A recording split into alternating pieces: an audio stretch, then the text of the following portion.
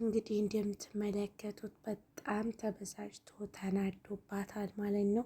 ኪያ ልክ ባለፈው ፊቅ ፊቅ ስትል እንደነበረው አሁንም ሄኖክን አንተ ወራዳ እህቴን አግተህ ደግሞ አታፍርም? ካለችበት እህቴን ካላመጣ አልፋታህም እያለኝ ሄኖክን ይዘዋለኝ መሳደብ ማለት ነው። እሱም በጢፊ ስታላስሰው እንዴ እስከ ዛሬው መስሏት መልሶ አላሰናት ማለት ነው። ከዚህ በኋላ ፍቅር ብዬ እንጂ በነገርም ለመጣ በፈለግሽው በመጣሽው ነገር አስተናግድሻለሁ። ስለምትዩ ነገር ግን እኔ የማውቀው ነገር የለም። አፍሽን አትክፈች ከዚህ በኋላ እያለ እሱም ልክ ልኳን ይነግራታል።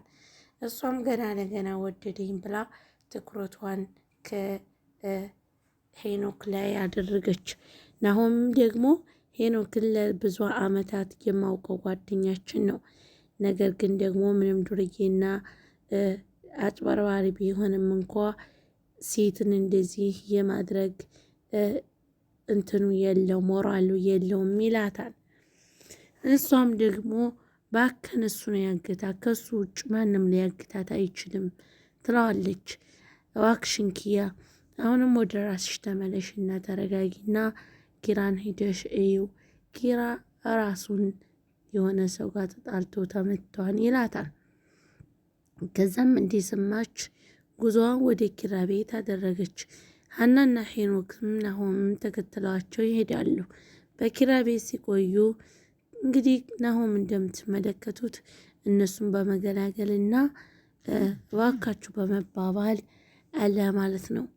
አሰላሙ አሌይኩም ወረህመቱላሂ ወበረካቱሁ። የተወደዳችሁ የተከበራችሁ ተመልካቾቼ እንደምን አላችሁ?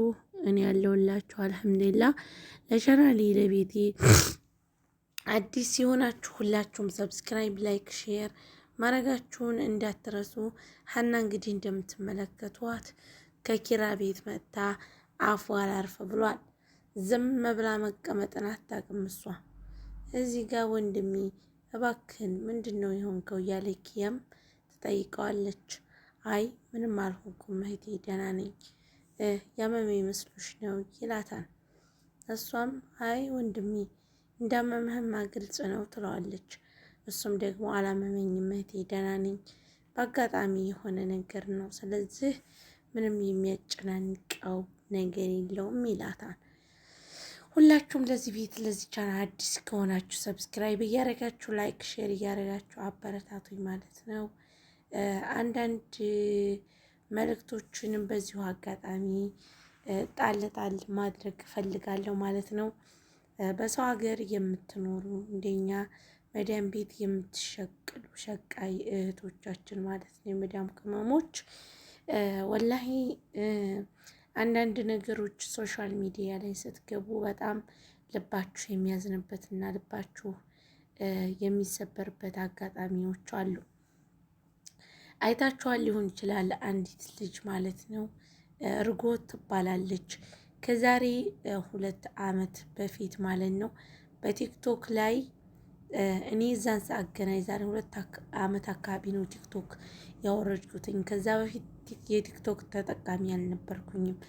እንግዲህ ያው ቲክቶክ መፈረጅ ማለት ነው። እናም ያች ልጅ ማለት ነው ላይቭ ላይ ተገባና 40 ምናምን ሰው እየተሰበሰበ አጀንዳ እያደረጋት ነበረ። እሱም ምንድን ነው እዮባ በሚባል ልጅ ቤት ማለት ነው። በዛ ቤት ገብታ የሆነ ልጅ ሊያስደፍሩኝ እነ ዮቤል ብላ ተናግራ በጣም የሰው አይን ጥሩም አይደለም። እንግዲህ ያች ልጅ አላህ ያዕለም ከዛ በፊትም ሊሆን ይችላል ወይም ደግሞ ከዛ ወዲህም ሊሆን ይችላል የበሽታ የጀመራት እና በጣም ሰው ሲያያት ነበር። ለሶስት ቀን ለአራት ቀን በጣም ሰው ሲከታተላል ነበር። እስኪ ትንሽ ደቂቃውን ልጨምርና ከዛ ደውልላችኋለሁ። ቤተሰቦች የደወሉብኝ ነው። ከዛ ያች ልጅ ምን አደረገች ነው የምላችሁ ቤተሰብ በጣም እህቷ ጋር ስምሙነት እንደሌላቸው እህቷ ጋር በጣም ይጣሉ እንደነበረ ሚዲያም ተናግራ ነበር ማለት ነው። እና ማዘሬ ቆይ እደውልልሻለሁ ማማ እናማ ማለት ነው በጣም አስቸጋሪ ሁኔታ እና በጣም በአሰቃቂ ሁኔታ እንደዛ ተብሎ በቃ ያልተሰበሰበ ሰው የለም። እንደ አጀንዳ ተደርጎ ለ3 ቀን ለ4 ቀን በሷ ተውሎ ነበረ ማለት ነው። እና የሆኑ የተቆራረጠ ቪዲዮዎችን ሳይ ከትላንት ወዲያ ስገባ በጣም እያለቀሰች በጣም ራሷ ፊቷ ሁላ ምናምን ተቀያይራ ምናምን ምን ሆና ነው ብዬ ቪዲዮዋን ሳዳምጠው የምትለውን የሚያሳዝነው ነገር የልብ ካንሰር ታማሚ ሁና ሰማሁ። በጣም ነው የሚያሳዝነው። አያችሁ ይህን ሁሉ አመት በሰው ሀገር ተለፍቶ ከ10 ምናምን አመት እንግዲህ በመዳን ቤት ተቆይቶ ተኖሮ እንደገና እንደዚህ ሆኑ ሲባል በጣም ነው የሚያሳዝነው። አላህ ያሸራት ሽፋውን ያምጣላት። የልብ ቀዶ ሕክምና አድርጋለች ማለት ነው። ሁላችንንም አላህ ከእንደዚህ አይነት በሽታ አደጋ ይጠብቀን። ቤተሰቦቿ ደግሞ በጣም አሳፋሪ ናቸው፣ ገንዘብ በቀር። ከዛ ለአግባብዬ ስጠይቃቸው 200,000 ጠየቁኝ ኒካህ ለማስተሳሰር አለች። እና አንዳንድ ቤተሰቦች ገንዘብ ላይ እንደ ጅብ ያደርጋቸዋል። ለምንድን ነው እንደዚህ የሚሆኑት? ላዚም ሌሽ ሰውን እንዴት ከገንዘብ ገንዘብን እንዴት ከሰው ያስቀድማሉ? ይች ልጅ አሁን እንኳ እንደዚህ ሁኔታ ታመሚ እንኳ እስቲ እናቴ እንኳ አባት እንኳ ጨካኝ ሊሆን ይችላል አለ። እናቴ እንኳን አለ ምንም አንጀቷ አይራራም አለች። እና ቅመሞችዬ በሰው ቤት ስትኖሩ በሰው ሀገር ስትኖሩ በጣም ራሳችሁን እየጎዳችሁ አትኖሩ። አንዳንድ ልጆች እንኳን ጎበዝ ናቸው፣ ለራሳቸው ለህይወታቸው ነው የሚኖሩት። እና ክሎሮክስም እንዲሁም ደግሞ ፍላሽ ሊሆን ይችላል የተለያዩ በጣም ሽታቸው እንትን የሚወጣ ኦቨር የሚወጣ ምንደፋዎችን አትጠቀሙ እያለች ሰማኋት። እና እኛ ሽንት ቤታቸው ሲበላሽ ፊላሽ ነው የሚያመጡልን፣ ሀዲያ የገዙልን ይመስል አረቦቹ ክሎሮክስ ገዝተው ከመጡ ገዝቼልሽ መጣሁ ብለው ጠርተው ይነግሩናል። በቃ የቤታቸውን አስቤዛ የማጸጃ የጽዳትን የሚመለከት ነገር ከሆነ አመጣንላችሁ ነው የሚሉን። አያችሁ የኛን ነገር ማሳዘናችን። በቃ እንደዚህ ሁነን እስከ መቼ ነው? እና ደግሞ አይሽተታችሁ። እኔ ብዙ ጊዜ ይፈራለሁ፣ አሁን አፍንጫዬ ይዘጋኛል።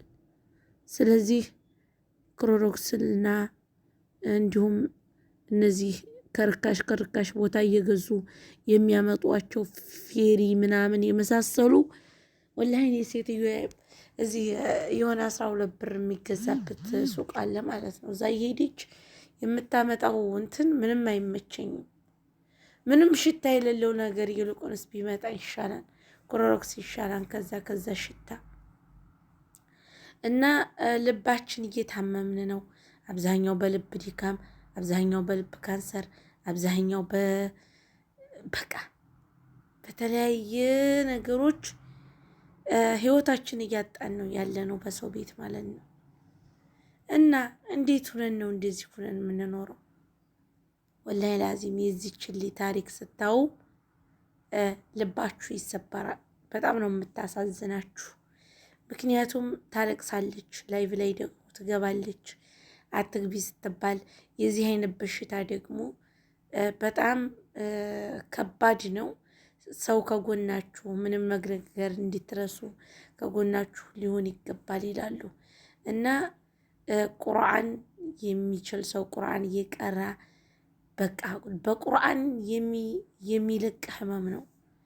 ግን ይችልኝ አይደለም ከጎኗ ሆኖ ቁርአን መቅራት በቃ ቤተሰቦቿ በጣም የሚያጨልሏትና የሚያስለቅሷት ሰዎች ናቸው። እና ፈጣሪ ከእንደነዚህ አይነት ቤተሰብ አላህ ያውጣን። ቤተሰቦቻችንንም ፈጣሪ ባሉበት እንዳይቀየራቸው ጥሩ ቅን ይሆኑ። ወላሂ በጣም ምን እንጃ የዚች ልጅ ታሪክ ሲነሳ በጣም ብዙ ታሪክ አለን ያላወራኋችሁ ማለት ነው። እና እኔ ላይቭ ላይ እንኳን አልተከታተልኳትኝም። ያው የቆራረጡ ሲያመጧት ነው ታሪኳን የሰማሁት። ግን ቀዶ ሕክምና አድርጋ ከወጣች ትናንትናም በስቲያ ሰምቻለሁ። ያው አይቻታለሁ። ዛሬ ላይቭ ላይ ገብታ ነበር። ያው ሕክምናውን ቀዶ ሕክምናውን አድርጋ እንደወጣች ተናግራለች። ስለዚህ ቤተሰብ ሁላችሁም ራሳችሁን ጠብቁ። አላህ ይጠብቀን ከእንደዚህ አይነት በሽታ፣ መድኃኒት ከሌለው በሽታ ይጠብቀን ማለት ነው። ሁላችንንም ስደተኞች በሳቅ በደስታ ወደ ሀገራችን የምንመለስ ያርገን። ለቅሶን ያርቅልን፣ ሳቅን ያቀርብልን ማለት ነው። እወዳችኋለሁ። የዚህን ያህል ከቆየው እንግዲህ ይበቃኛል። ጋዋ ብጠጣ ራሱ አልተወኝም። የራስ ምታት ትንሽ አሞኛል ማለት ነው። እና ሁላችሁንም እወዳችኋለሁ። በቀጣይ ቪዲዮዎች እስከምንገናኝ ደህና ሰንብቱልኝ የሀገሬ ልጆች። ለሀገራችንንም